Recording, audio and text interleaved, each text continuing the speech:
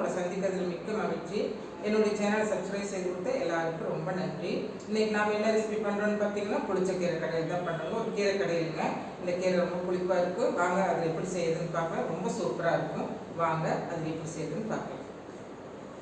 பாருங்கள், இதுக்கு நான் புளிச்ச கீரை எடுத்து ஒரு கட்டு எடுத்து நல்லா தண்டெல்லாம் போடக்கூடாதுங்க. இப்படி இலை மட்டும்தான் இருக்கணுங்க. இந்த மாதிரி இலை மட்டும் நம்ம க்ளீன் பண்ணி எடுத்து வச்சுருக்கேங்க. இதுக்கு பார்த்திங்கன்னா சின்ன வெங்காயம் ஒரு கைப்பிடி எடுத்துருக்குறேங்க. 2 பச்சை மிளகாய் எடுத்துருக்கேங்க. அப்புறம் பார்த்திங்கன்னா காரத்துக்கு நான் வரமிளகாயும் ஒரு 5 எடுத்துருக்கேன். நீங்கள் உங்கள் காரத்துக்கு தகுந்த மாதிரி எடுத்துக்கோங்க. தக்காளி பழம் பார்த்திங்கன்னா மீடியம் சைஸ் தக்காளி நான் 2 தக்காளி பழம் எடுத்துருக்கேன். நீங்கள் பெரிய சைஸாக இருந்தால் 1 கூட எடுத்துக்கலாம். இதுக்கு பார்த்திங்கன்னா பூண்டு பார்த்திங்கன்னா ஒரு 5 பல் பூண்டு நான் இந்த வெங்காயம் இந்த மாதிரி கட் பண்ணி வச்சுருக்கிறேன். அப்புறம் தேவைக்கேற்ற உப்பு, எண்ணெய். நம்ம எப்படி செய்யுதுன்னு பார்க்கலாங்களா? பாருங்கள், இதுக்கு ஒரு 2 ஸ்பூன் எண்ணெய் சேர்த்துக்கலாங்க. இந்த வரமிளகாய் நம்ம வறுத்துக்கலாங்க.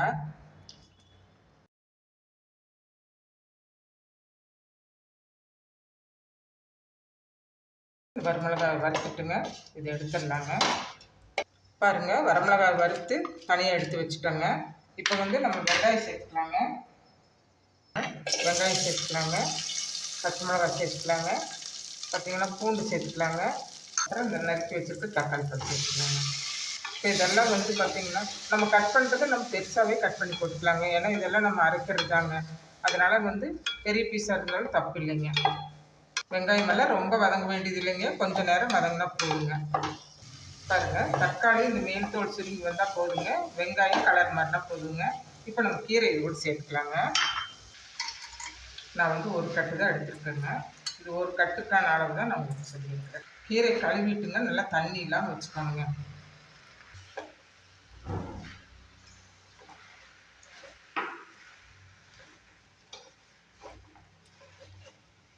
எல்லாமே பாருங்கள் கம்மியாயிடுச்சு. நம்ம நிறைய போட்டோம். இப்போ கீரை ரொம்ப கம்மியாயிடுச்சு பாருங்கள். அது வதங்கும் போது கம்மியாயிடும். இது இப்படியே பார்த்திங்கன்னா இது கூட கொஞ்சம் உப்பு சேர்த்துங்க, வேக வைக்கலாங்க. ஓரளவு உப்பு சேர்த்துருக்குதுங்க. நம்ம தண்ணியெல்லாம் சேர்த்த வேண்டியது இல்லைங்க. தண்ணி விடும். நம்ம தக்காளி இருக்குது, கீரையும் தண்ணி விடுங்க. அதனால் இதுலேயே வேகட்டுங்க. ஒரு 5 நிமிஷம் ஆகுங்க கீரை வேகிறதுக்கு. அப்புறம் பார்க்கலாங்க. பாருங்கள், கீரை 5 நிமிஷமாக வெந்துருச்சுங்க. நான் கீரை ரொம்ப ட்ரையாக இருந்ததுங்க. அதனால ஒரு 3/4 டம்ளர் தண்ணி சேர்த்து தான் வேக வச்சுருக்குறேங்க. உங்கள் கீரை நல்லா ஈரமாக இருந்துச்சுன்னா ஒன்றும் பிரச்சனை இல்லைங்க. ரொம்ப ட்ரையாக இருந்துச்சுன்னு, ஏன்னா நான் காலையிலேயே கழுவி வச்சுட்டேன். அதனால் ரொம்ப ட்ரை ஆகிடுச்சு, வேகிறதுக்கு தண்ணி பத்தலை. நான் ஒரு 3/4 டம்ளர் தண்ணி சேர்த்து வேக வச்சுருக்குறேன். ஒரு 5 நிமிஷம் வெந்திருக்குதுங்க. இப்போ போதுங்க. இப்போ இதை ஆற வச்சுட்டு நம்ம பார்க்கலாங்க. பாருங்கள், 10 நிமிஷம் நான் வெளியே வச்சுருந்து நல்லா ஆறிடுச்சுங்க. இப்போ இதை நம்ம மிக்சியில் சேர்த்துக்கணுங்க. மிக்சியில் இது முதல்ல சேர்த்துறதுக்கு முன்னாடிங்க நம்ம வரமிளகாய் வறுத்து வச்சுருக்கோம் இல்லைங்களா, இதை ஃபஸ்ட்டு இதில் போட்டு இது ஒரு பொடி பண்ணிக்கணுங்க. இதை பொடி பண்ணிவிட்டு அப்புறம் தான் நம்ம இதை சேர்த்தணுங்க. நான் பொடி பண்ணிவிட்டு காட்டுறேன் உங்களுக்கு. பாருங்கள், நம்ம வரமிளகாய் வறுத்து வச்ச வரமிளகாய் நல்லா வறுத்துட்டு மிக்சியில் பொடி பண்ணிட்டு வந்துட்டேங்க. இப்போ இந்த பொடி பண்ணதுக்கப்புறம் நம்ம வேக வச்சுருக்கோம் இல்லைங்களா கீரை, அதை இது கூட சேர்த்து நம்ம அரைக்கணுங்க. அரைச்சிட்டு வர்றேங்க. பாருங்கள், இந்த மாதிரி ரொம்ப நைஸும் இல்லாமல் ரொம்ப கொரன்னு இல்லாமல் ஒரு மீடியமாக அரைச்சி எடுத்துக்கணுங்க. பாருங்கள், கீரைக்கு ஒரு தாளிப்பு கொடுத்துடலாங்க. இதுக்கு ஒரு ஸ்பூன் எண்ணெய் ஊற்றிக்கலாங்க. எண்ணெய் காஞ்சது கொஞ்சம் சீரகம் சேர்த்துக்கலாங்க. கடுகு ஒரு ஸ்பூன் சேர்த்துக்கலாங்க.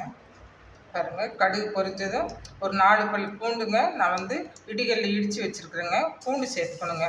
இது பூண்டு போட்டு தாளிக்கிறதா ரொம்ப நல்லா இருக்குது. நான் எல்லா கீரைக்குமே பூண்டு சேர்த்து தான் தாளிப்பேங்க. அதே மாதிரி இது பூண்டு சேர்த்துருக்குறேன்.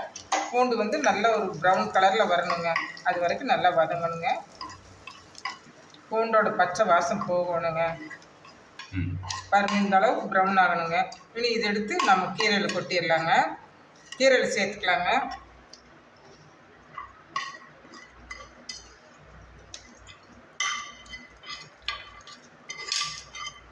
அவ்வளோதாங்க, ஒரு அருமையான புளிச்சக்கீரை கடையில் ரெடி ஆயிடுச்சுங்க. பாருங்கள், புளிச்சக்கீரை வச்சு ஒரு கீரை கடையில் செஞ்சுருக்கேங்க. ரொம்ப நல்லா இருக்குதுங்க. கீரை பார்த்திங்கன்னா நம்ம கொஞ்சம் டேஸ்டியாக காரசாரமாக புளிப்பாக சாப்பிடணும் போது இந்த புளிச்சக்கீரை வாங்கி நம்ம சமைக்கலாங்க. டேஸ்ட்டு ரொம்ப நல்லா இருக்குங்க. இது நான் என்னோடய மெத்தடில் செஞ்சுருக்கேங்க. நீங்கள் இது மாதிரி செஞ்சு பாருங்கள். சாப்பாடு போட்டு சாப்பிட்டீங்கன்னா ஒரு தட்டு சாப்பாடு எப்படி காலியாகுதுன்னே தெரியாதுங்க. அவ்வளோ டேஸ்ட்டாக இருக்குங்க. இந்த வீடியோ செஞ்சு பாருங்கள். இந்த வீடியோ பிடிச்சிருந்ததுன்னா இந்த வீடியோக்கு லைக் பண்ணுங்கள், ஷேர் பண்ணுங்கள், கமெண்ட் பண்ணுங்கள், சப்ஸ்கிரைப் பண்ண மறந்துடாதீங்க. மீண்டும் ஒரு புதிய வீடியோவில் சந்திப்போம். நன்றி, வணக்கம்.